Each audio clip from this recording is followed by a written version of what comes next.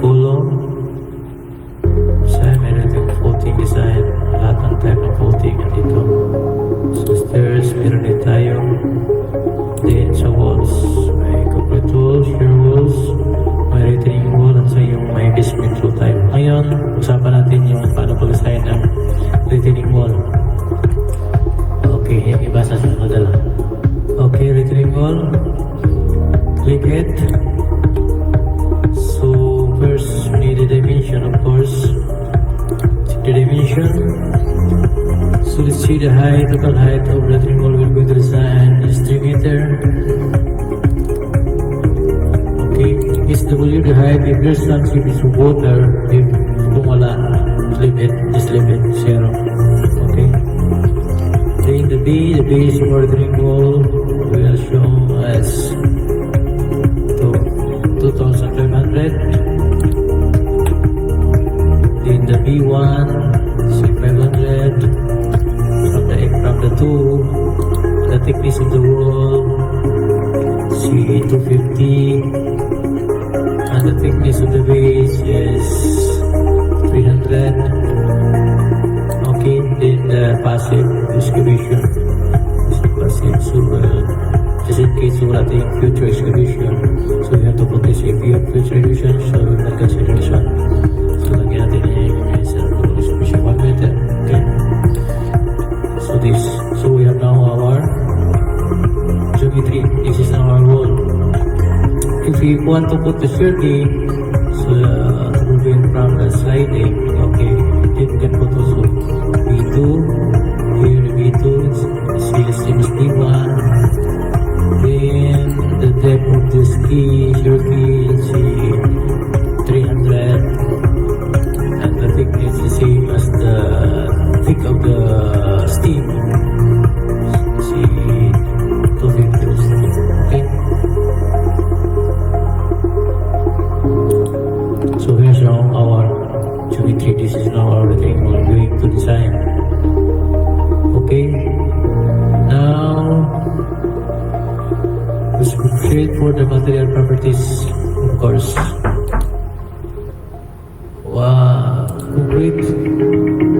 We need to put the concrete is 30 PA.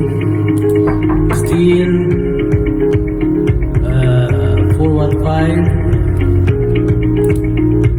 Liquid concrete is 24 cubic meter. The concrete cover is 50 mm. And we'll put the maximum crack of the wall, see 0.3 mm. We'll show 20 mm. Okay. So we have done with the material properties. Let's go to the wall properties. Okay.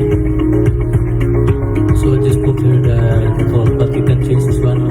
Depends depende sa materials na ginagamit natin.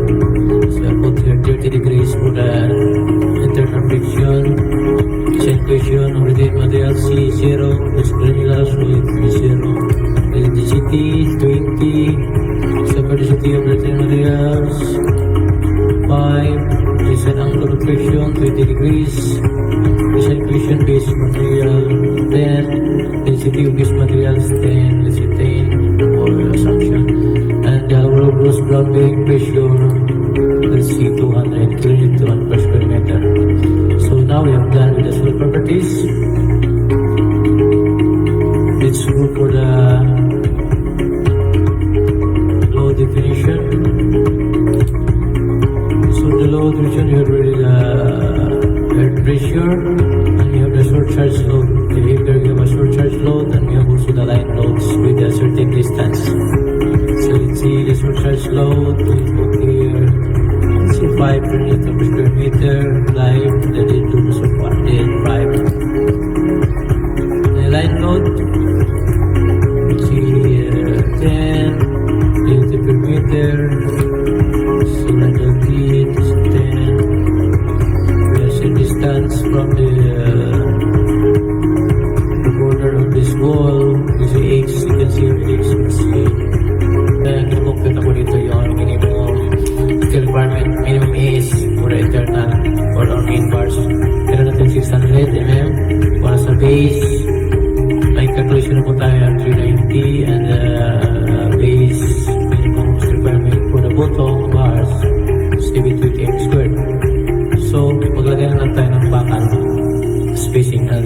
i-check natin kung okay ba siya or fail. So, lagay tayo sa wall. Para sa wall, sa internal face, this side, lagay tayo na 16 mm. So, lagyan natin ng spacing na si 250. 250 is okay. No, is okay. Later on, we will satisfy this downside. This is the analysis. The moment she stands at shear distance, we will check first the reverse. So, okay siya sa 250. I-plug natin 300. Okay pa rin. So, sa external face, lagyan natin 16 mm also. 16 mm. So, lagyan natin is 250. So, it's okay. So, sa horizontal bars, for both sides, for internal and external, 12 mm lang gamitin natin.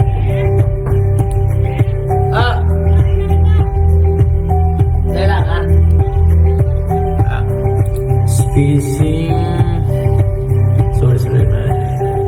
Spacing lagyan natin na 200.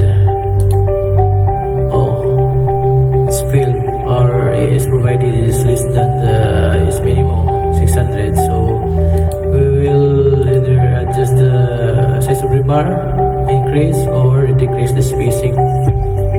So gamitin pa natin ito, decrease natin yung spacing, lagyan natin ng 175. So okay na siya. So okay na yung wall natin. Pumunta tayo sa base. Sa base ng reading wall. Same also, we will design 16 mm as yung. Let's see, spacing is 250. It's okay.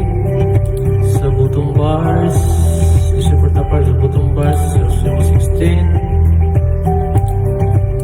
Spacing is 250.